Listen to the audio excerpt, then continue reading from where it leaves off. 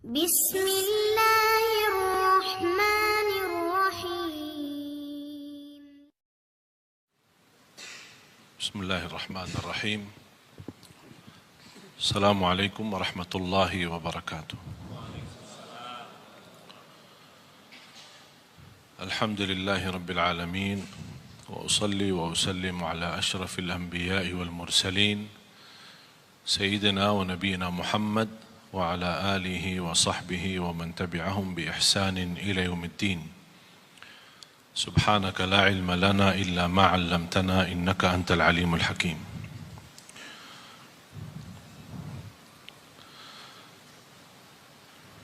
Alhamdulillah wa syukurillah atas izin Allah subhanahu wa ta'ala kita bisa berduduk bersama di majlis ilmu yang mudah-mudahan menjadi majlis yang bermanfaat untuk kita semua. Dan jujur saja saya baru tahu ada jadwal di Masjid BI ini, karena informasi yang saya terima untuk datang untuk membahagiakan saudara kita tunanetra yang berada di tengah kita. Mereka mendapatkan bantuan wakaf Quran Braille digital yang alhamdulillah atas izin Allah diberikan kemudahan. Karya saya dan tim membuat sebuah Quran yang sangat mudah, ringan dan sangat praktis untuk saudara kita tunanetra, dan alhamdulillah menerima penghargaan dari Qatar, dari Mesir, dari Malaysia. Quran yang baru ini termasuk pertama kali sedunia diadakan di Indonesia. Dibandingkan dengan Quran Braille manual, Quran Braille manual antara 15 sampai 24 kilogram. Tapi dengan Quran baru yang digital bisa dibawa kemana-mana oleh saudara kita tunanetra, dan mereka bisa menghafal, bisa mempelajari, dan alhamdulillah atas izin Allah sudah terbagi lebih dari 2.300 Quran Braille digital. Dan malam ini ada sebagian mereka yang hadir. Kita insyaAllah akan bantu bekerjasama dengan guru kita Kiai Haji Agim. Terima kasih kepada beliau memberikan kesempatan kita bisa salurkan bantuan untuk mereka. Dan insyaAllah yang punya keluarga di Surabaya tanggal 6 Desember besok, insyaAllah acara yang terbesar Tabligh Akbar sekaligus mengaji bersama 1.000 tunanetra yang akan hadir, dan mereka 1.000 itu akan masing-masing mendapatkan Quran Braille digital yang baru. Ini alhamdulillah semua atas izin Allah dan karunia yang dimuliakan Allah subhanahu wa ta'ala. Karena saya memperhatiin tunanetra itu luar biasa. Walaupun mereka memiliki keterbatasan, tapi minatnya, semangatnya untuk belajar dan menghafal Al-Qurannya luar biasa. Dan sudah saya 2 kali mengundang seorang dari Madinah, namanya Jihad.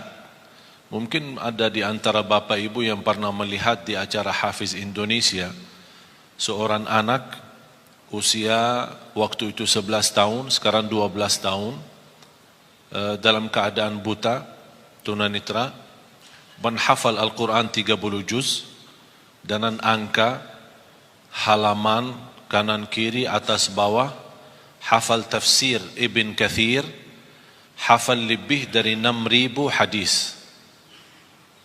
Beliau sudah mendapatkan juara internasional anak cilik sedunia menghafal Al-Quran, dan juga dapat juara internasional anak yang paling kecil, buta, tunanetra, tapi bisa menghafal sebanyak 6.000 hadis. Jadi di lomba Al-Quran dia juara 1, di lomba hadis dia juara 1. Namanya Jihad. Yang berkeinginan melihat rekaman di YouTube tinggal tulis saja Jihad Al-Maliki, dan mudah-mudahan ada kesempatan bisa kita undang lagi ke acara yang lebih besar yang saya tunggu-tunggu dan menjadi cita-cita saya. InsyaAllah kita adakan, mudah-mudahan kalau masih kita punya umur, menyambut bulan Ramadan sekaligus menghadirkan 10,000 tunanetra untuk mendapatkan wakaf Al-Quran. InsyaAllah akan dihadiri salah satu imam besar Masjidul Haram bersama ananda kita Jihad Al-Maliki ini. Para jamaah sekalian, karena saya baru tahu ada penajian atau tugas saya berceramah, dan berarti saya belum siapkan metode atau materi, tapi saya baru ingat. Saya ingin menyampaikan, membagi bersama Bapak Ibu ilmu bagaimana luar biasa keindahan dan keajaiban Al-Quran. Subhanallah, bukan sampai hari ini, bahkan sampai hari kiamat tidak akan habis keindahan Al-Quran, tidak akan habis keajaiban Al-Quran, tidak akan habis kemukjizatan Al-Quran. Al-Quran diturunkan bukan hanya untuk dibaca, tapi inti dari diturunnya Al-Quran adalah untuk ditadabburi dan dihayati. Salah satu ayat yang membuat saya berfikir, bahkan sebab ayat tersebut membuat saya berhenti, bertahan, tidak melanjut kebiasaan rutin saya mengkhatam Al-Quran. Ini sudah masuk hari kelima. Masuk hari kelima, saya belum mampu melanjut bacaan tilawah rutin saya untuk mengkhatam Al-Quran. Sebab dua ayat ini. Di surat Fatir, mudah-mudahan Bapak Ibu bisa tertulis dua ayat ini, ditulis, difahami, dibelajari, kalau bisa hafalkan. Dua ayat ini di surat Fatir, surat 35, ayat 29 dan 30. Saya mohon dibantu kalau ada Quran terjemahan. Ada Quran yang bawa Quran terjemahan ada?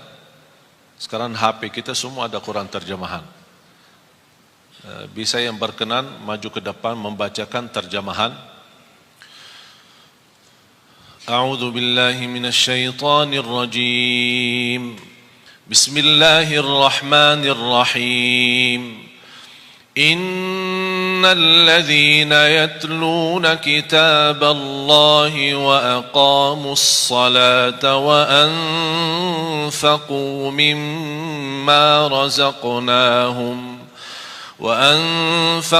مما رزقناهم سرا وعلانية يرجون تجارة لن تبور ليوفيهم أجورهم ويزيدهم من فضله إنه غفور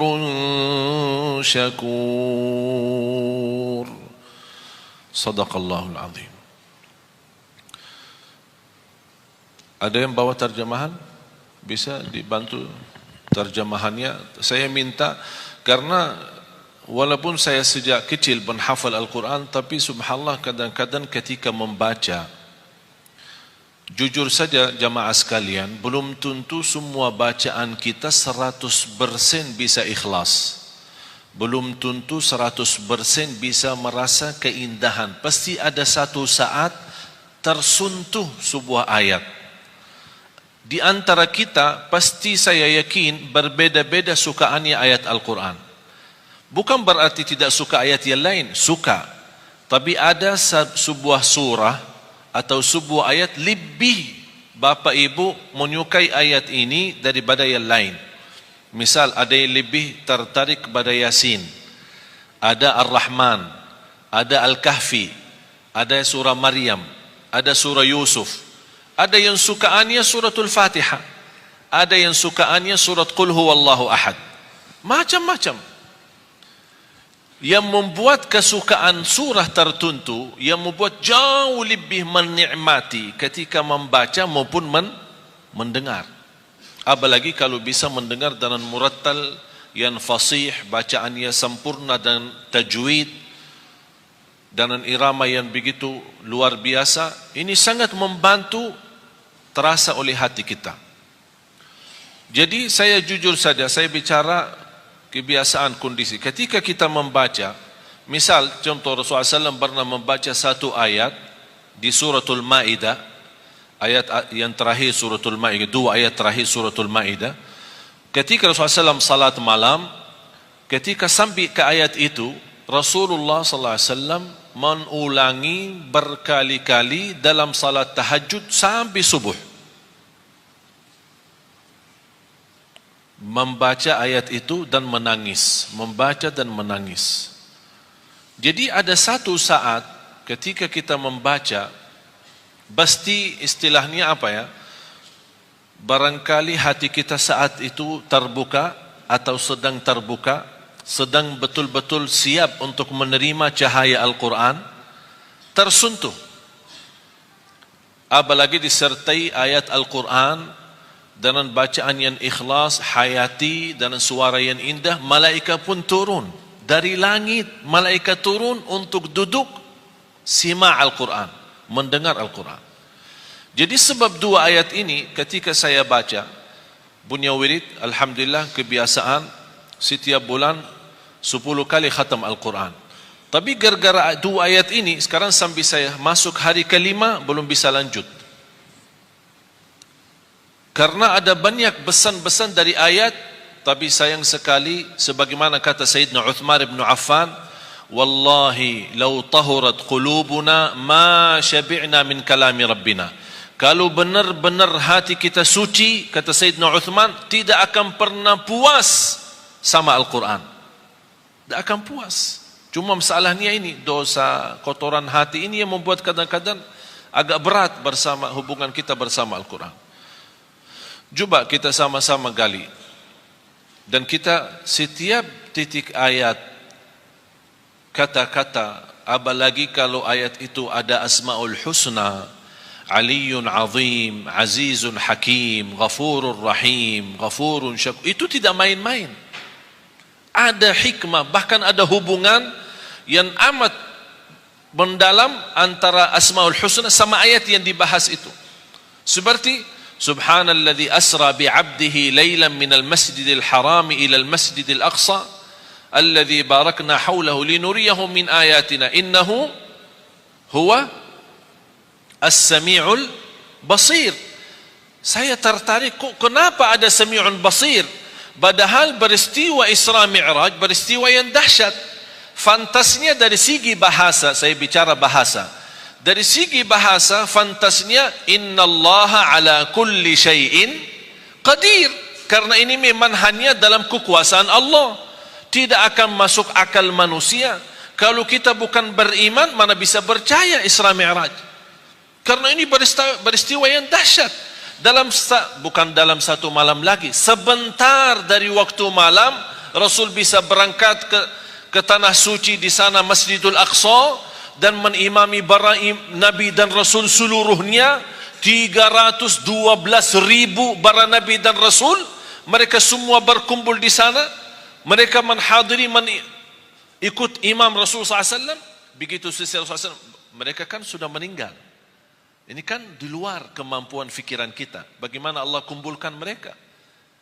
312 Rasul dan 24.000 Nabi semua berkumpul untuk bertemu dengan Rasulullah SAW, berbaiat sama Rasul, dan mereka menyaksikan Rasulullah SAW adalah Nabi yang terakhir dan Nabi yang mulia. Baru Rasulullah SAW selesai salat, naik ke langit, tumbus sampai 7 lapisan langit, terima perintah salat, kemudian turun. Di berbagai macam riwayah disebutkan, di antara salah satu riwayah, tempat tidur Rasulullah masih hangat. Kalau kita bangun tidur kan masih hangat kan? Sambil mandi gimana tempat tidur? Sudah dingin kan? Begitu Rasulullah SAW bisa ke Masjidul Aqsa, bisa ke langit yang ketujuh, bertemu Allah, dan turun lagi, tapi tempat tidurnya masih hangat. Berarti ini apa? Ini kekuasaan yang dahsyat, hanya yang dimiliki hanya Allah Subhanahu wa taala. Jadi kata innahu ala kulli syai'in qadir, hanya Allah yang maha kuasa atas segala sesuatu. Tapi kenapa innahu di ayat ini, innahu huwas sami'ul basir, ada hikmah. Seperti juga ayat yang kita akan belajari, innahu ghafurun syakur. Tidak ada main-main dalam ucapan ayat Al-Quran, apalagi yang terkait dengan Asmaul Husna. Coba silakan. Sesungguhnya orang-orang yang selalu membaca kitab Allah, Al-Quran, dan melaksanakan sholat. Selalu, orang-orang yang selalu, ini sifat mereka. Saya cuma ingin hubungkan antara sifat mereka, apa hubungannya dengan Asmaul Husna di ayat terakhir, innahu ghafurun syakur. Di antara sifat mereka selalu membaca Al-Quran. Kalau yang selalu membaca Al-Quran bukan dinamakan qari, bukan dinamakan orang suka baca, tapi yang dinamakan orang selalu baca Al-Quran itu tilawatul Quran.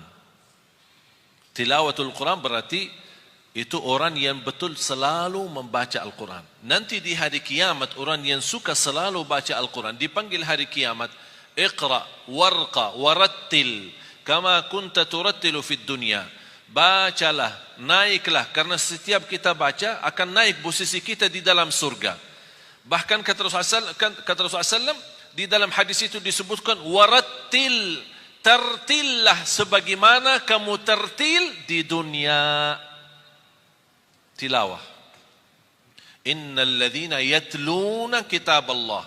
Sampai di dalam bahasa ayat itu yatluna, mereka yang selalu membaca kitabullah. Ini sifat pertama. Terus, dan melaksanakan sholat dan menginfakkan sebagian rezeki. Selalu kalau ada bahasan salat tidak ada kerjakan salat, tapi selalu ada mendirikan salat. Iqamus salat wa aqimus salat.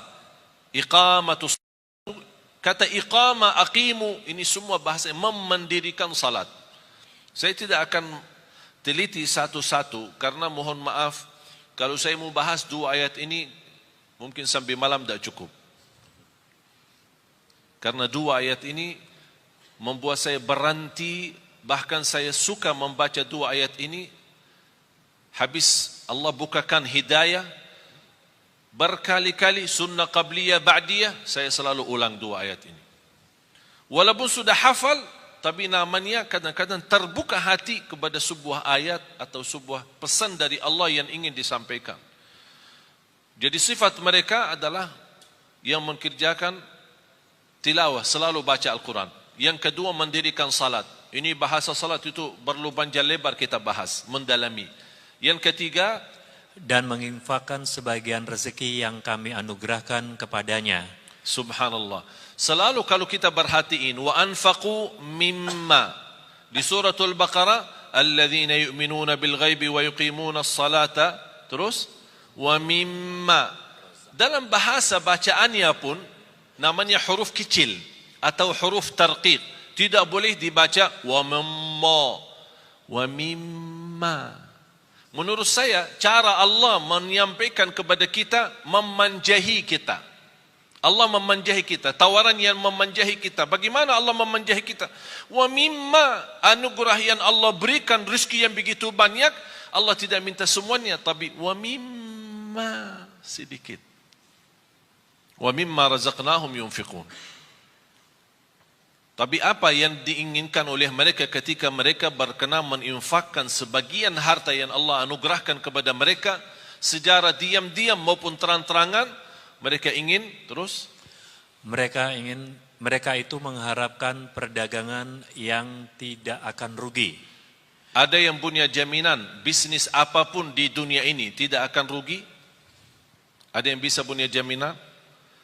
Allah tawarkan sebuah usaha tidak akan merugi. Itu namanya bisnis sama Allah.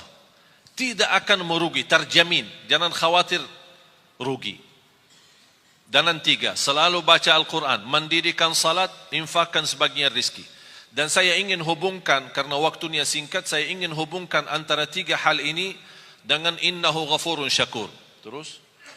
Agar Allah menyempurnakan pahalanya kepada mereka dan menambah karunia-Nya. Allah bukan hanya berkata usaha ini, bisnis ini, berdagangan ini tidak akan merugi, tapi Allah menambah supaya kita lebih yakin.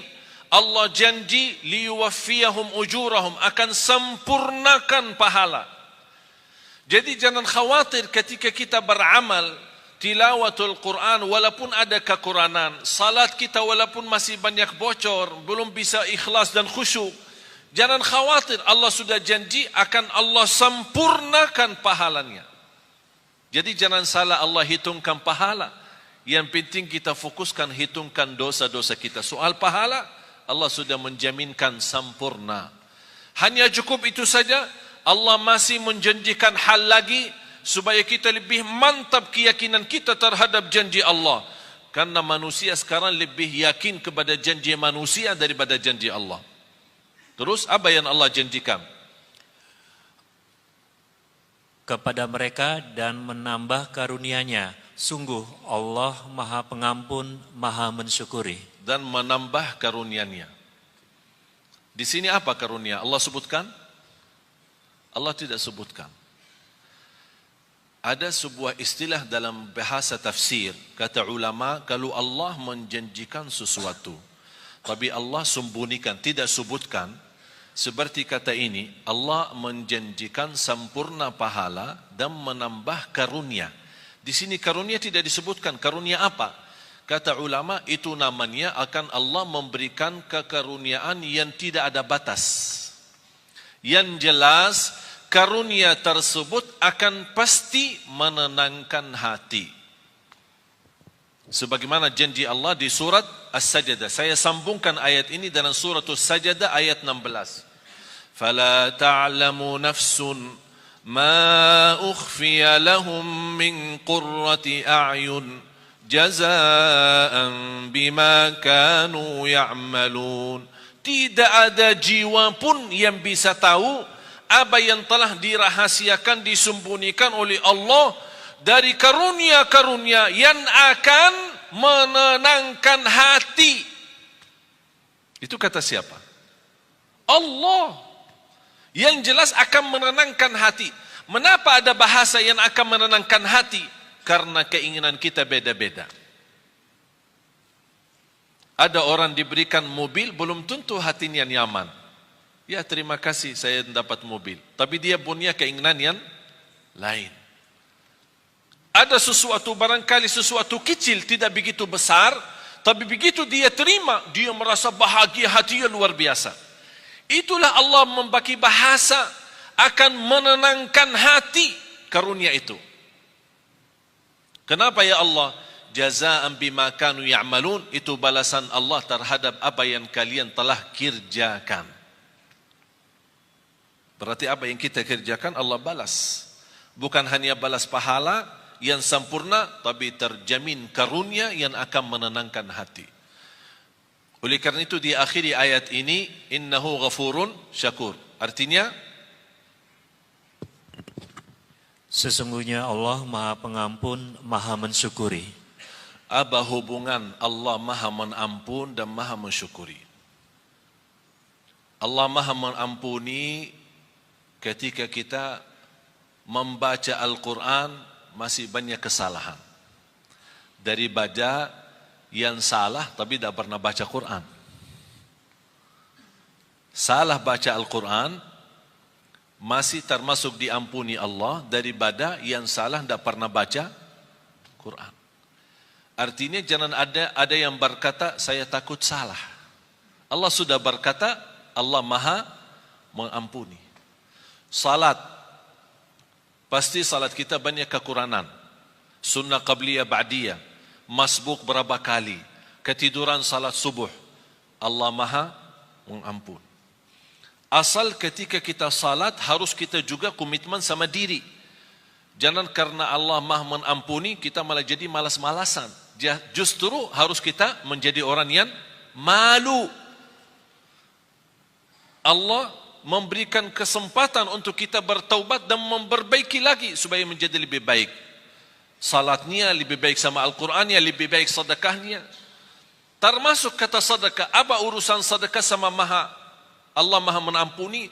Basi dalam memberikan sedekah kita, tidak akan terlepas daripada sifat bangga.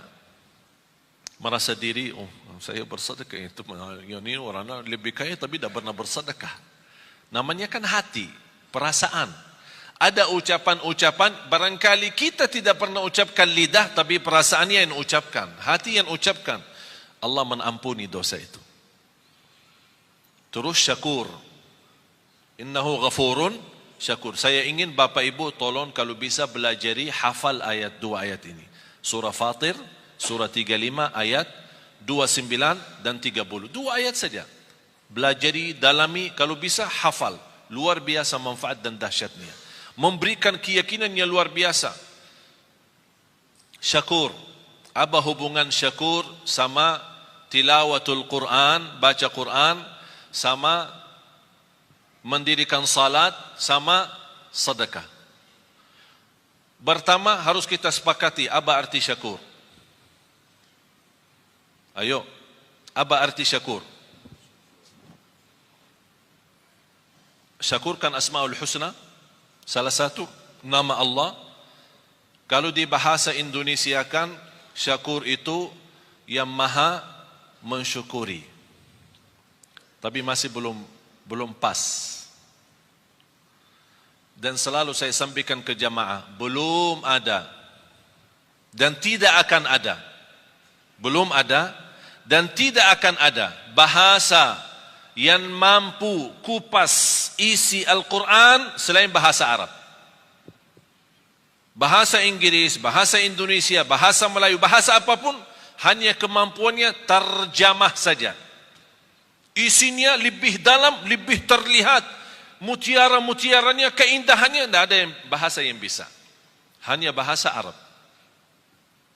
Ketika saya membaca innahu ghafurun syakur, saya faham apa maksudnya syakur di sini dibandingkan dengan amalan yang Allah sebutkan sebelumnya. Syakur dalam bahasa Arab, tolong hafal.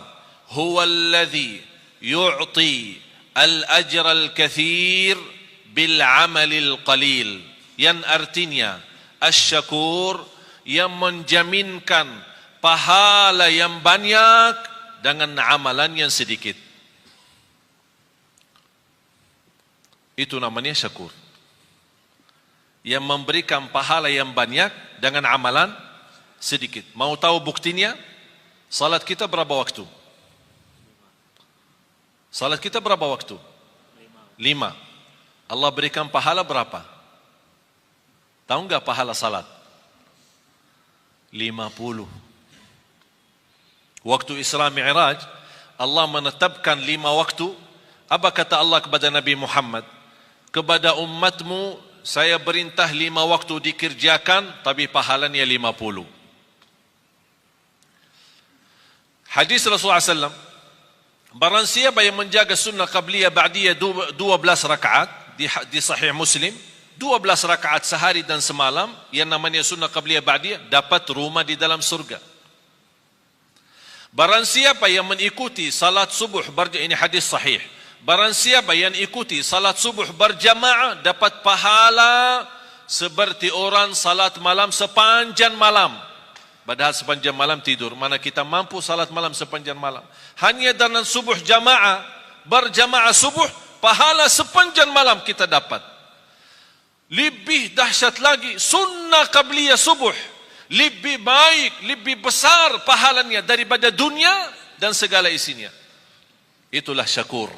Amalan sedikit tapi pahalanya besar. Kalau Allah tidak syakur, memberikan pahala yang banyak dan amalan sedikit, kita tidak bisa kejar umur kita dibanding ummah yang terdahulu. Satu malam Lailatul Qadar, Bapak Ibu, pahalanya 83 tahun, padahal umur kita belum tentu 83. Itulah syakur. Allah memberikan dengan amalan yang sedikit tapi pahala yang banyak. Saya tanya anda sekalian, ketika ada orang membantu kita, memberikan tolongan apapun, dari segi bantu pinjaman atau bantu kendaraan, kita perlu ada acara, kita pinjam mobilnya sebentar. Tapi di saat kita minta tolong orang itu dan dia berkenan membantu, kita benar-benar di saat yang sangat membutuhkan bantuan tersebut. Kira-kira bagaimana perasaan berterima kasih kepadanya? Tinggi kan? Setiap kita doa pasti ingat dia. Setiap ketemu terima kasih. Tidak ada habisnya. Bertahun-tahun masih ingat, tidak akan lupa. Begitu juga Allah sifat syakur. Apapun amal saleh yang kita kerjakan, jangan khawatir Allah tidak akan lupa kebaikan kita. Tapi yang semestinya kita malu. Sebagaimana Allah tidak lupa kebaikan kita, Allah juga tidak lupa dosa-dosa kita.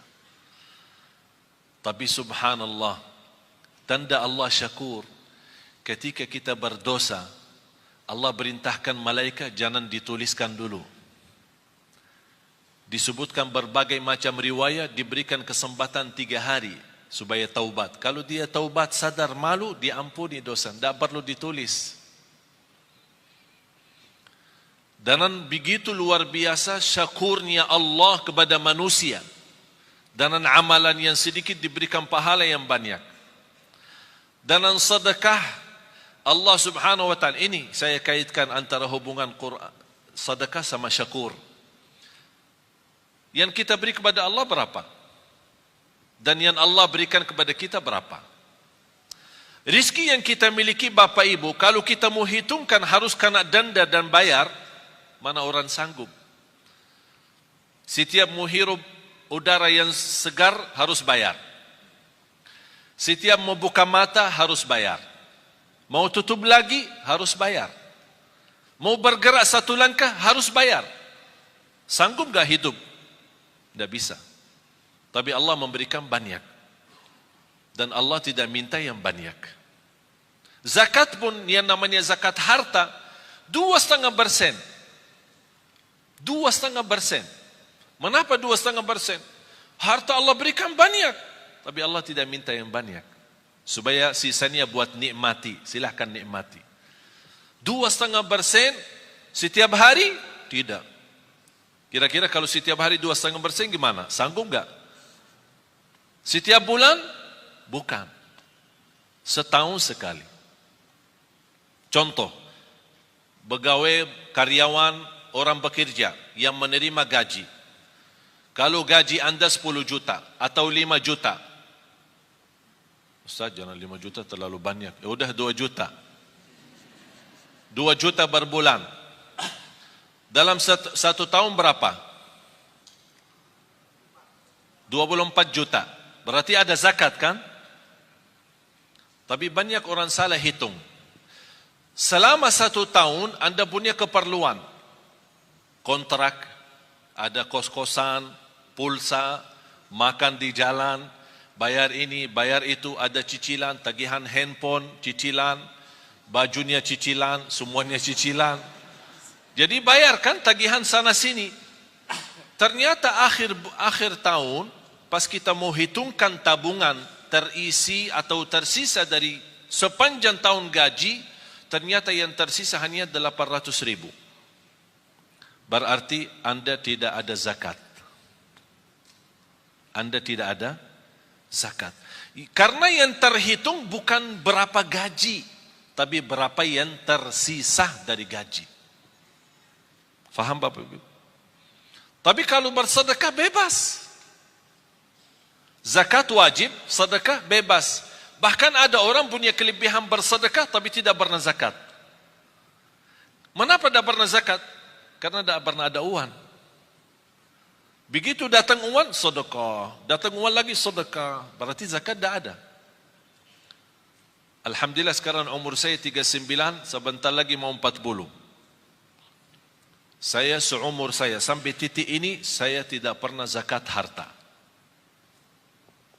Tidak pernah zakat harta. Kok masa Ustaz tidak pernah zakat? Kan zakat salah satu rukun Islam.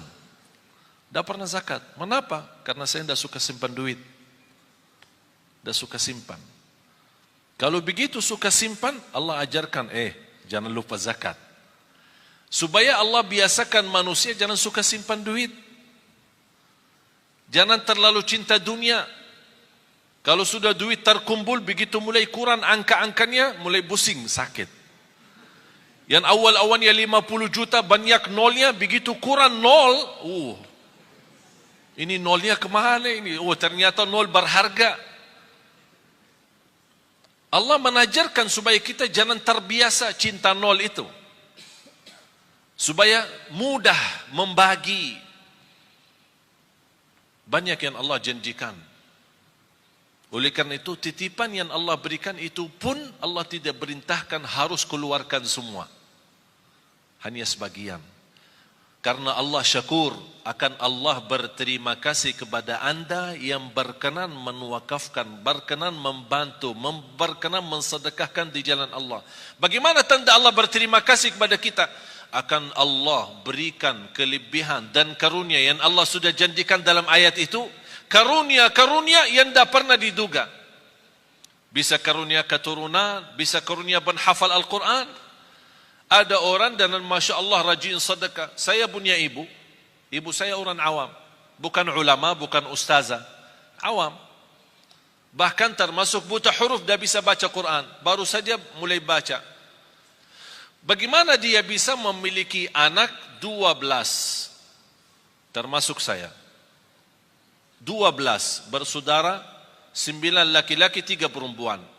Di antara 12, 10 penghafal Al-Quran, 30 juz, bukan juz 30. Soalnya mohon maaf, kalau di Indonesia bilang hafiz, banyak orang bilang hafiz. Tapi hafiz cuma juz amma, juz 30. Sudah dianggap diri hafiz. Kalau gelar hafiz kita di Madinah, kalau orang sebut hafiz, berarti yang dimaksud hafal 30 juz. Karena kemarin dites, ada beberapa saudara kita, para hafiz kita kumpulkan, ada lamaran kerjaan di Qatar, di negara Qatar, mencari imam-imam dan muazzin dari Indonesia. Yang hafal dapat gaji hampir $2,500 US, tambah tinggal, tiket setiap tahun pulang pergi, dan fasilitas kesehatan, anaknya sekolah dan yang lain-lain. Tapi syaratannya hafal 30 juz. Banyak daftar melalui yayasan kami, diberikan kepercayaan, datang mereka daftar, hafal, hafal, hafal, hafal. Semua daftar. Pas hari ujian, di depan para petugas yang datang dari Qatar, sudah ini berapa hafal? 30 juz. Siap dites? Siap. Tapi mohon boleh enggak dites cuma 5 juz? Astaghfirullahaladzim. Kau daftar 30 juz, kau mau dites 5 juz? Kenapa? 25 yang mana? Hilang. Jamaah sekalian dimuliakan Allah Subhanahu wa taala. Saya ingat ketika saya di bandara, saya bertemu seorang, saya tidak kenal. Tapi ternyata beliau dari Arab, kenal muka saya, sering lihat di YouTube. Dia tegur saya, Assalamualaikum warahmatullahi wabarakatuh. Dia bawa keluarga, istri sama anak. Begitu selesai salaman, biasa-biasa saja saya jalan, mau lewati imigrasi, saya lihat beliau antri. Saya bantu, punya keluarga, punya anak. Kalau kita ada kesempatan, saya yakin Bapak Ibu kalau di posisi saya, pasti kalau bisa bantu, pasti akan bantu mereka. Saya minta izin, mana paspornya, biar saya bantu. Saya ambil paspor, saya serahkan ke petugas imigrasi. Saya kenal mereka baik, alhamdulillah, dibantu, lurus. Apa yang terjadi? Bapa sama istri sama anak dilewatkan oleh petugas imigrasi, tambah diperiksa wanita. Wanita kan Arab cadar. Biasanya kalau masuk ke imigrasi harus buka cadar, disesuaikan dengan paspor. Tapi karena mereka bawaan saya tidak diperiksa, percaya, lurus, jalan. Ini cerita hampir sudah 3 bulan. Sungguh Bapak Ibu, sampai sekarang si ibu itu beribuan terima kasih kepada istri saya atas bantuan suami. Kenapa? Ini bukan hal biasa. Kita bisa diluruskan di depan imigrasi tanpa kita dilihat muka. Mereka menganggap perbuatan yang kita bantu hanya hal biasa. Menurut saya biasa, hal kecil. Tapi bagi mereka itu bukan kecil. Begitu luar biasa, setinggi harapan mereka, setinggi perasaan mereka untuk mengucapkan terima kasih. Padahal ini sudah 3 bulan lebih. Allah Subhanahu wa taala Maha besar. lebih tinggi terima kasih Allah kepada manusia ketika berbuat kebaikan. Syaitan paling tidak suka istighfar. Kenapa syaitan tidak suka istighfar?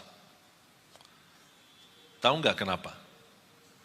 Syaitan bekerja keras pagi, siang, sore, malam untuk menggoda manusia. Terjumus manusia, salah ikut syaitan, berbuat dosa. Begitu dia ingat Allah, astaghfirullah, dia nangis malu. Sebab kata istighfar, Allah ampuni dosanya. Apa kata syaitan? Capek deh. Dari pagi sampai malam, aku godain, begitu berhasil, sebentar saja, diampuni. Astaghfirullah. Allah cinta istighfar. Apalagi istighfar yang mendalam hati. Betul paling dalam. Ucapan ini sederhana, tapi luar biasa. Ingat Bapak Ibu, bagi Allah sebagaimana di ayat ini, innahu ghafurun syakur, bagi Allah soal ampunan dosa sangat mudah. Paling enak, paling enteng, paling ringan bagi Allah ampunan dosa. Allah tidak keberatan mengampuni dosa kita. Wa inni laghaffarun liman taba wa amana wa amila salihan thumma ihtada. Kata Allah Subhanahu wa taala, aku ampuni. Aku berkenan ampuni. Tapi bagi siapa? Yang berkenan taubat, yang berkenan istighfar. Oleh karena itu ketika kita bertaubat dan menangis, titisan air mata berharga di sisi Allah. Dari mana kita tahu berharga di sisi Allah? Ternyata Rasulullah SAW bersabda, ainun la tamassahan nar, ainun bakat min khasyatillah. Bisa titisan air mata karena Allah, malu sama Allah, malu karena dosa maksiat, sebab titisan air mata, Allah jamin kita tidak boleh tersentuh oleh neraka Jahannam. Berarti jamaah sekalian, air mata itu tidak main. Apalagi air mata yang menangis karena Allah Subhanahu wa taala. Oleh karena itu kita selalu beristighfar. Mudah-mudahan istighfar kita yang kita selalu membawa menjadi wirid kita sehari-hari kita, membawa ampunan Allah Subhanahu wa taala. Mari sama-sama berdoa, mudah-mudahan apa yang sampaikan, mohon maaf saya tidak bisa lebih mendalam karena ayat ini memang masih banyak rahasia-rahasia dan keilmuan. Mudah-mudahan apa yang saya sampaikan cukup bisa difahami, bisa dimanfaatkan, dan mudah-mudahan ilmu yang sama-sama kita belajari menjadi ilmu bermanfaat. Amin ya rabbal alamin. Bismillahirrahmanirrahim. Alhamdulillahi rabbil alamin. Allahumma salli ala Sayyidina Muhammad wa ala ali Sayyidina Muhammad. Ya Allah, ya Dzal Jalal wal Ikram, berilah kepada kami petunjuk kepada jalan yang lurus. Hidupkanlah kami dalam keadaan iman, wafatkanlah kami dalam keadaan Islam, akhiri hayat kami dengan husnul khatimah. Ya Allah, jadikan kami senantiasa bersama hamba-hamba-Mu yang salih-salihah.